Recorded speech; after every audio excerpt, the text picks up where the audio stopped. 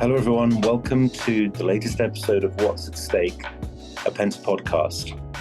I'm your special guest host, Andy Whitehouse. I'm a partner here at Penta, and I'm with my colleagues Cecilia, Thorn, and Bluestone, who are involved in a great deal of our ESG work for our clients and have wonderful perspectives on the questions relating to climate change, which is our topic for today. Cecilia is a managing director at Penta, based in our office in Brussels. And Alex is a managing director based in London. Thank you both so much for joining me on the show today. It's great to be here. Thank you very much. So we're heading into a week where there will be leaders from corporations, from the nonprofit sector, and from government coming together in New York City to discuss probably the most pressing issue of our time, the question of how to think about and resolve climate change. Same time, the UN General Assembly will kick off on Tuesday next week. So there will be hundreds of side events organized by companies, by governments, by nonprofit organizations and others to discuss climate and to discuss a host of other pressing geopolitical issues. But what we wanted to do today was to talk through and think through where the debate stands today in relation to climate change and to questions of ESG, and get a sense just for how our clients and our colleagues are tackling these questions from various parts of the world. So maybe we can start, Alex, just giving us a sense for where you see the debate right now from a European perspective, and what it is that you think leaders coming to New York this week will be focusing on. Yeah, thank you, Andy. I think in Europe and in the United Kingdom, there isn't so much of a debate anymore, as you know, about the existence of climate change, but rather how best to advance the necessary technology and the corresponding policy developments to actually drive action. And I see a lot of clients from energy to the tech and telecom space talking about this and trying to develop solutions that enable the private and public sector to be joining the fight together. Interestingly, I'm also seeing a lot from outsourcing clients who have government contracts who are really trying to figure out what the secret sauce is that will enable them to be at the forefront of delivering some of this government-led decarbonization efforts. So, and in that respect, I guess it's a little bit of the early bird gets the worm. So there's a lot of movement going on right now. There's a lot of discussion. And I think as people come from the EU to the New York General Assembly, they're going to be bringing some of that perspective with them that'll hopefully help their American counterparts link up the policy and corporate action. Cecilia, how does what's your take on it from being in Brussels? Thank you. Yeah, exactly what Alex said. There is no such thing as a discussion whether or not climate change exists or not here. I mean, there's always some on the fringes, but politically, this is a given. What we've seen very recently is that the European Commission has adopted 12 standards, ESG standards, across E, S, and G, and that includes also climate change reporting. So they are going through the kind of secondary legislative process, which means that we have the legislation ready, the directive is there, and it's just the implementation of the technical standards that needs to be approved. But this means actually that in Europe, if you're a company, European company, or you are a non-European company with substantial operations in Europe, as of the reporting of 2024, you will have to do this in the management report. So there are certain indicators that are mandatory, others that are subject to kind of comply or explain, and others that are, I wouldn't use the word voluntary, because you have to, as a company, you will have to do a materiality assessment on all these aspects. And it ranges from, let's say, workers, supply chain, biodiversity. So you have to do the homework yourself, and whether or not you report on it externally is another issue. But what is important when people are coming now to New York and in the global context is that we will have, for the first time, really stringent and detailed legislative standards for corporates in Europe. And how, that's so interesting, Cecilia, how well prepared do you think most companies are to respond to that new mandate? They are not that prepared because we had legislation in Europe. It was called non-financial reporting, and that was a directive that gave much more leeway to companies to report on using different frameworks. Some use GRI, maybe some use national framework, and that was okay. And the Commission at the time said, we don't want to develop a European framework. But we had the so-called CSRD directive that went through, and that the big change was that we would decide to develop specific European sustainability standards. And not only companies can't just do a sustainability standalone report, this should be integrated into the management report. So that means that the first kind of set of companies that have reported before must now anyway do the European sustainability standards. So it's a big shift for many, and it's a new way of looking at things. So I would expect a lot of work. There is a lot of questions about, what they should report on, what should they prioritize, and I guess we'll go into it later, what stakeholders expect of companies as well. I think that's interesting, and certainly my sense from here in the US is that the leaders of most companies now feel that making change and progress from inside their institution on climate change in particular is a real priority. But linked to what you were just saying, Cecilia, at the same time, I think many of them just aren't clear what it is that they should be doing. We might not have, I think, in this part of the world, quite the same framework in terms of sort of mandated reporting and such. But within that broad context, I think there's real appetite here from the corporate sector to contribute, to make a significant difference. But as I say, for many companies, I think they're still somewhat unclear on where they should start. Is that the case, do you think, Alex, from in the UK context, or is the story slightly different there? No, I think what unifies a lot of the markets, especially in the West, is a need for data. Whether or not you have a mandatory framework that you're reporting on or you don't, you need an evidence base to make decisions on. And increasingly, as we are exposed to better and more efficient ways of analyzing and interpreting data, it's becoming more and more significant. And this is, just as much the case with ESG and the fight against climate change, I would say. And in the UK, there's a bit of a lag, I think, behind the US and the EU right now in terms of government-led intervention, but that doesn't mean that corporates are slowing down in the UK. So I think everybody could be benefited by clear and more readily available data on what issues to prioritize, specific to their sector, but also specific to their stakeholders' needs as well.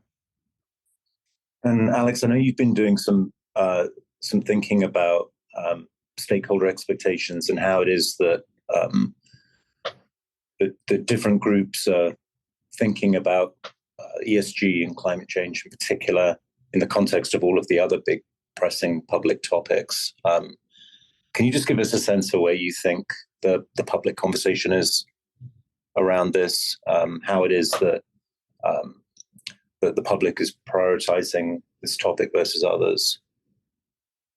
It's really interesting. And I've been having a lot of conversations both with clients and with colleagues about one of the thornier aspects of advancing the climate change agenda, which is, especially in the UK, I think most people agree that action needs to be taken, that it needs to be strong and not just empty. But there seems to be a disconnect between the desire for things like renewable energy implementation and a lack of desire to have that in their own backyard. So what I'm seeing actually is a lot of local issues which are cropping up, which are affecting a lot of energy providers and people that work adjacent in that space, where they're getting strong pushback from local communities. And it's presenting a real issue because protests are emerging, which are starting online, and there's kind of a coalescence actually against things like the kind of infrastructure that's needed to carry renewable energy from the places it's produced to the cities where it's being consumed. So I found that a bit interesting lately, that there is a strong desire for action, and there are citizens who are pushing their elected officials to act, but yet they don't want it in their backyard. So it's a classic NIMBYism case, and I think it's going to take some real thought about how to get around that and how to convince those local stakeholders to get on board, even if it means a disruption of their view or potentially increasing certain types of vehicle traffic in their area, which are the primary complaints. I think it's very interesting what you're saying, because we see that at the grassroots level, and we're going to have elections in EU elections here in June 2024. And the president of the European Commission gave a State of the Union speech here that you might have seen. And one, of course, key package is the kind of Green Deal that the EU has been pushing. And we see this actually, if you think about, there is this emerging, trend that people are, they have to focus on the energy usage and the high cost of energy, inflation. And that is having an impact. And going into the election, we also saw that, she was still pushing the kind of Green Deal agenda, but with the caveat all the time, competitiveness, thinking about SMEs, companies, we don't want to make them uncompetitive. So there is this balancing act, and we see this now reflecting even on the European political side. That's very interesting. And I wanted to understand the degree to which US citizens were moving in terms of their view, their views on some of these questions. I think that conversation about NIMBYism is really important. Because there's a sort of general sense here, I think, in the US that there's less support for action on things like renewables than you might see in the EU or in the UK or elsewhere. But I found some interesting polling data just from the last few weeks. This is Pew Research Center data that suggests that something like 2/3 of adults in the US now believe that the country should be prioritizing the development of renewable energy sources. So a bigger number than that I would have expected in that polling. Almost half of, if you split it by political party, almost half of those polled that describe themselves as Republicans held that view, that we should be prioritizing the development of renewables. 90% of people on the Democratic side held that view. And as you sort of poll people by, or sort the data by age, generally for the sort of the younger demographics, irrespective of political party, enthusiasm for renewables go up. Similarly, if we ask people whether they feel like the government should be getting involved in this, 2/3 of Americans feel that the federal government here should be encouraging domestic production of wind and solar power. Again, I feel like that's possibly something of a shift in public attitudes over recent years, and perhaps looks a little bit more like the views that you'd expect to find in the UK and Europe and in other parts of the world. If the two of you are giving advice to your clients preparing to come over for Climate Week, what would be the things that you'd be urging them to think about to make best use of the time in New York with all of these different players from around the world assembling? From my perspective, as an American living and working in the UK, I think that business interests from the UK and who have considerable exposure in the UK should be pressing Westminster out of Climate Week and on the sidelines of Climate Week to have a follow-up to the US Inflation Reduction Act, or indeed the EU's Green New Deal and some of the follow-up equivalents to the American Inflation Reduction Act that are being proposed and discussed. The UK is going to be on the sidelines otherwise, and I think crucially for businesses, and including, I think, legacy brands that exist not just in the UK but are based there, really need to be pushing Westminster for some of that government support and government-led intervention. That's what I would say is my main advice to UK clients. For European clients, I think it's thinking about how to work best with the American government and companies based on the Inflation Reduction Act. I think that kind of turbo boosted the conversation both in the United States and in Europe about the joining of public and private investment to fight climate change. And I think it was a really crucial step, the IRA. And I hear about it in meeting after meeting after meeting about, especially in the UK, about some equivalent piece of legislation that needs to come out. So it's a really interesting time.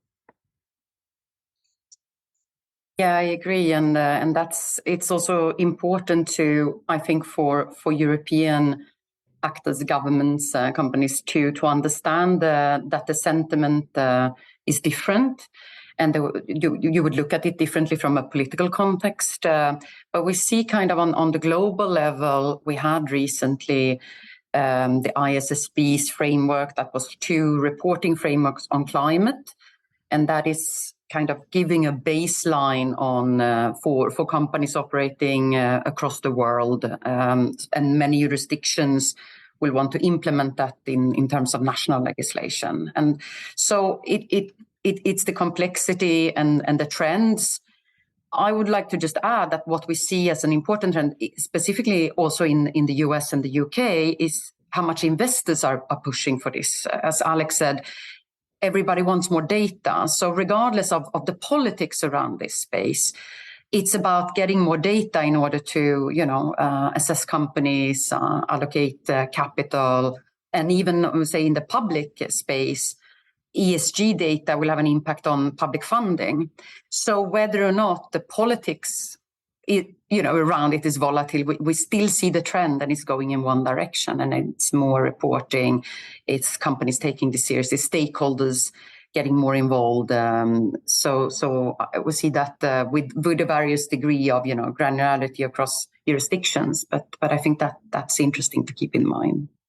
And if I can just jump back in and add to Cecilia's point, I mean, just a few weeks ago, we saw one of the largest single day venture capitalist investments in the climate space. $2 billion in one day was allocated to different clean energy projects, and in some ways, the reflection on that move was that the debate is on the sidelines now. Venture capital is moving forward. Investors are moving forward. They're ready. They are bringing these projects to scale, and so that should signal to governments that the time to sit on your hands is past, and there needs to be action followed up. So specifically, that's why I pointed out to the UK government's kind of silence is a bit deafening right now, I think, for companies operating there.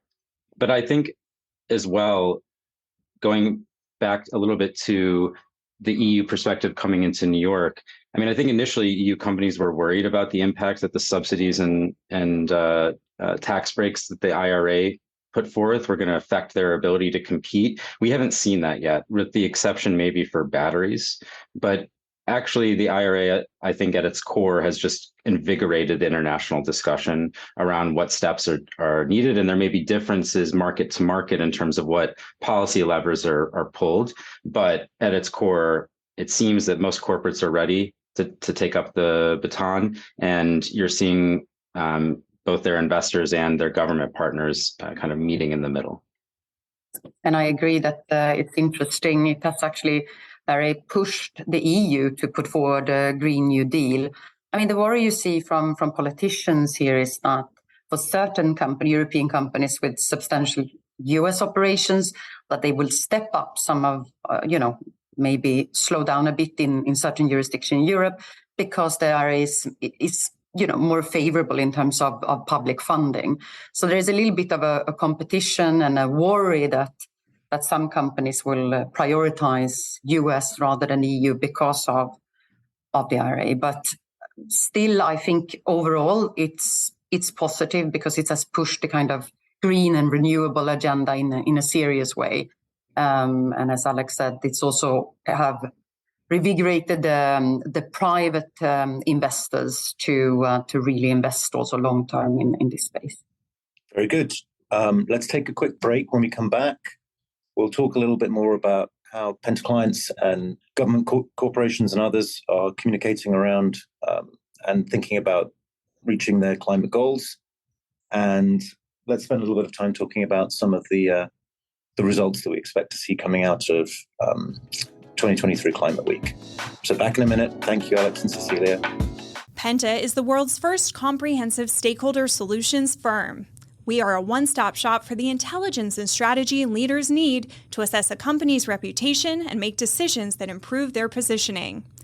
As executives in the C-suite must account for a growing set of engaged stakeholders, all with distinct, fast-changing demands, Penta provides real-time intelligence and strategy solutions. We work with clients solving complex global challenges across a variety of industries. Our clients span technology, financial services, energy, healthcare, and more. To learn more about how Penta can support your company, check out our website at pentagroup.co, our Twitter at PentaGRP, or find us on LinkedIn at Penta Group.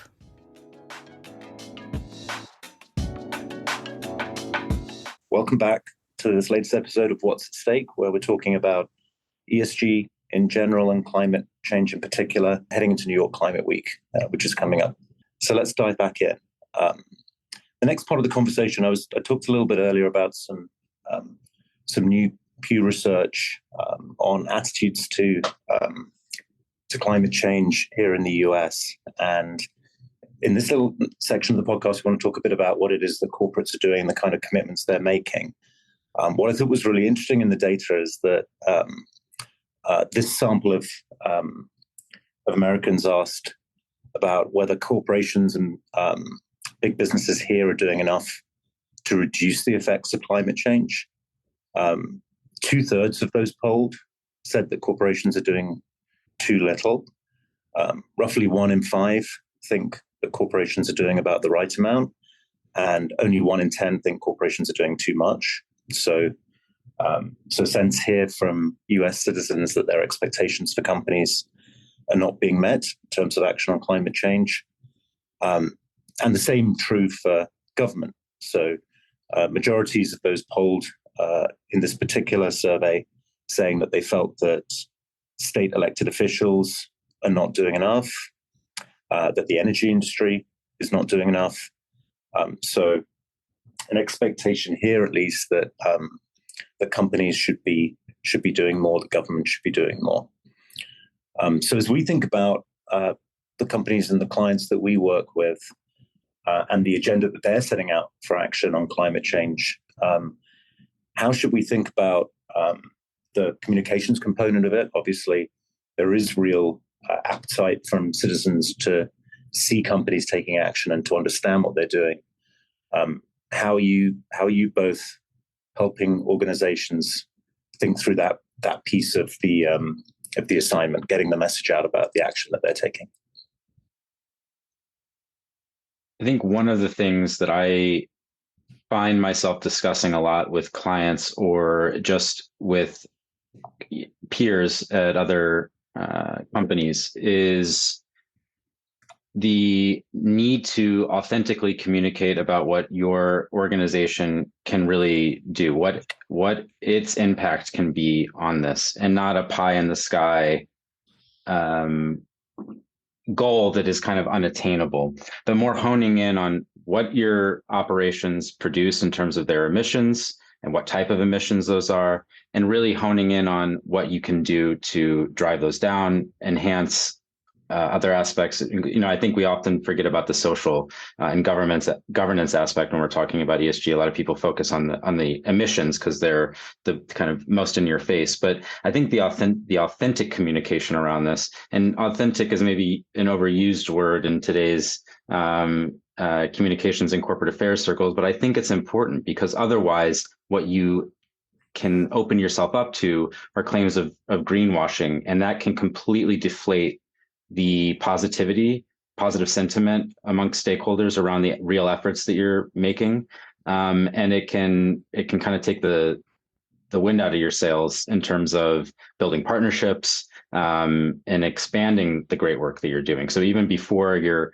able to start scaling, it can kind of take that energy away from you. So I think the authenticity about what we're committing to, why we're committing to it, and how we propose to really reach that commitment is very important, and it shouldn't be overlooked. Yeah, to add to Ali, I think that's a good point, that ESG is, it's governance, social, environmental issues. We see from clients in Brussels, there is a forthcoming directive around due diligence, sustainability and due diligence. And that means that companies, specifically large global companies, will have to be very careful about their supply and value chains.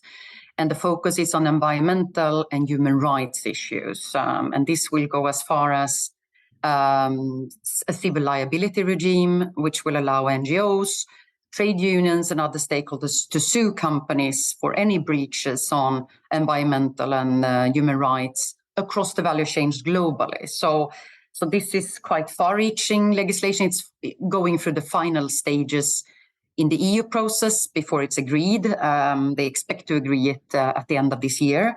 But that means that companies will have to really understand their value chain, all the risks, and also all their suppliers and what they are doing. So that goes very far. Plus, of course, you have the element of stakeholders that are concerned, and you then need actually to engage with them in a very constructive manner, and also learn about where your risks are or potential risk and where you can do better.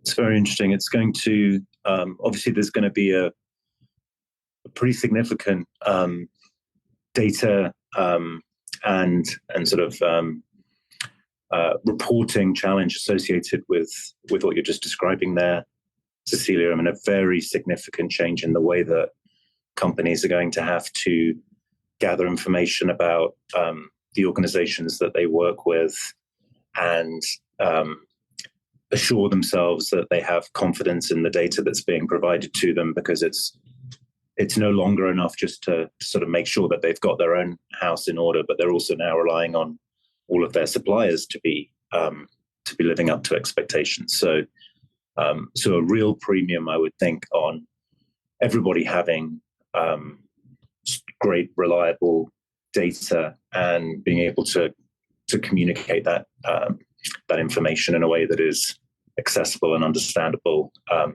gives people confidence that the sort of the action measures up to what it is that's being claimed.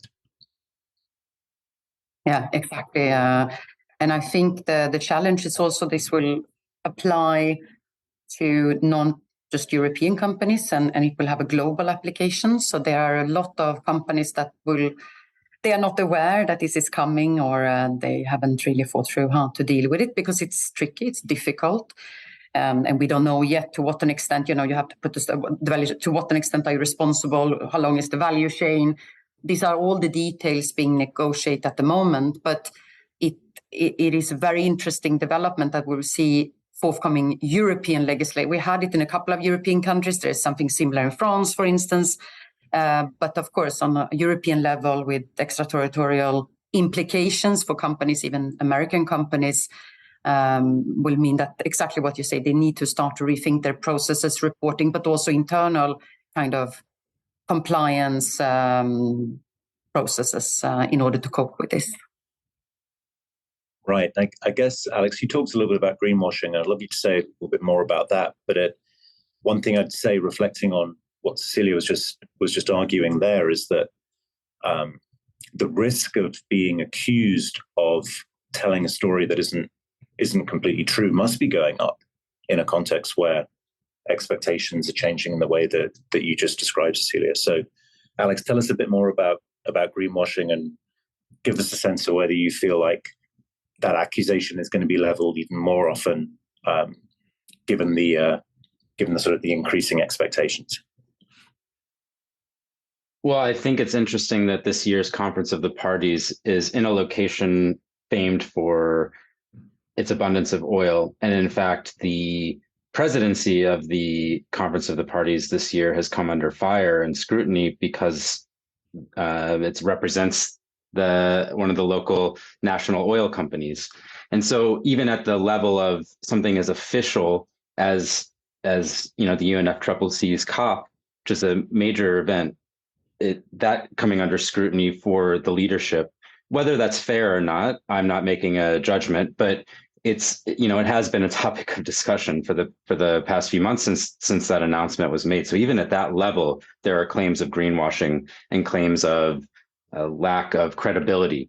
And in terms of that, now I think that goes a little bit too far sometimes, because oil, in particular, is still a necessary component that is powering our economy. Doesn't mean we don't need to move away from it, but it is still a reality. So it's an interesting conversation, because even up at that level, I think these discussions are being had.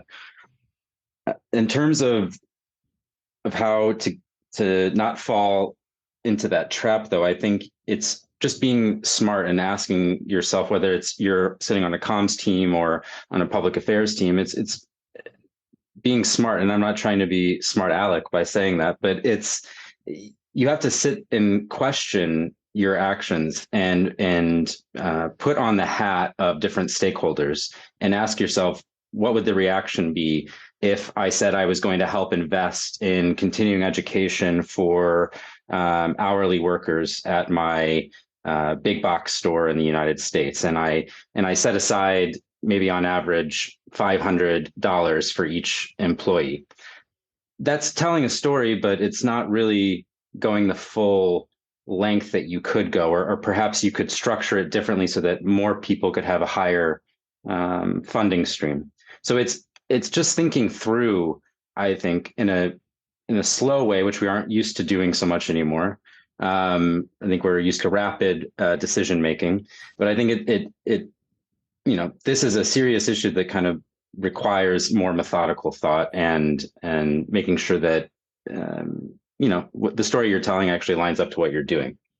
So a last question from me for you both. And we know that that ESG in general and climate change in particular are amongst the topics that are keeping executives that we work with up at night. And I know that both of you are not only expert, but incredibly passionate about sustainability as a topic. So let me ask you both, what would be your hope or your aspiration for what might come out of Climate Week, either in general or for some of the clients that you're working with? What do you hope that we'll see coming out of this important gathering in New York? Well, I would like to see a little bit of development on leveraging AI for the advancement of climate change. And it's something we haven't discussed here, but I've been biting my tongue on it, but I've been wanting to talk about it the whole time. So thank you for giving me the opportunity. But I think AI is kind of a double-edged sword in this case, and it needs to be regulated properly, as has been the discussion, especially coming from the Biden administration. But the role of AI presents several challenges and several opportunities, one of which it could create lots of job losses, which would affect, obviously, the S and the G component of ESG. But at the same time, it can accelerate efficiency and point out optimization around certain things like energy usage, or how to transition most effectively, or which areas should be prioritized for renewable energy development. And indeed, how we can nudge people to make the right choices using behavioral economics, and AI could be a really powerful tool. So I think AI is the biggest opportunity for Climate Week. And I think actually the Climate Week conference conveners have actually been speaking a little bit about this in the last few days, but it's something that hasn't been talked about a lot in the popular media, and I haven't seen it or heard about it from clients as much, but I think it's kind of the golden goose a little bit, and it's kind of sitting there waiting to be adopted. Yeah, I think that's a very good point. I would like to add, what I would like to see more is, because right now it feels sometimes that you have various jurisdictions and countries are pushing different agendas, but most of our clients, we work with a lot of multinational companies. So regardless what is happening in some individual countries, they need to start to think, and that's what Alex was talking about as well, really reflect, because you have requirements, very far-reaching requirements, and we know that information does not stop at the border or at the EU level. So if you start to report on and you take certain issues very seriously in one jurisdiction and you do something different in another, you're going to have a problem. Maybe stakeholders, also, as a board or executive committee, you need to start to think strategically on these issues. So what I would hope is that we have a kind of more baseline and an understanding that, you need to take it seriously. And as we said, taking something seriously means that you need data points and you need to be aware internally in your organization, but also be prepared to externally talk about issues without greenwashing, because the sensitivities are there and people can easily find out nowadays if you are saying something that is not particularly true. So, in terms of a reporting framework, I think, having a kind of a general baseline and also with the understanding that the investors are expecting this would be very helpful. Very good. Well, thank you, Alex. Thank you, Cecilia, for joining the show and having this conversation today. Obviously we're seeing in the news and feeling the fact that we are living in at a time of extreme weather events. It looks like it's going to be the hottest year globally on record. And, as we've talked about over the last few minutes, it's clear that there's a huge expectation on companies and on governments to make a difference. But for many leaders, it's still a real challenge to know how best to intervene. So I think this conversation will be very helpful for executives who are reflecting on what it is that their organizations can be doing to make a difference on the ESG agenda. Thank you to our listeners for joining us today. Please come and chat with us on the social platform of your preference. I'm your guest host, Andy Whitehouse, coming to you from Washington, D.C. today. Thank you for listening to What's at Stake.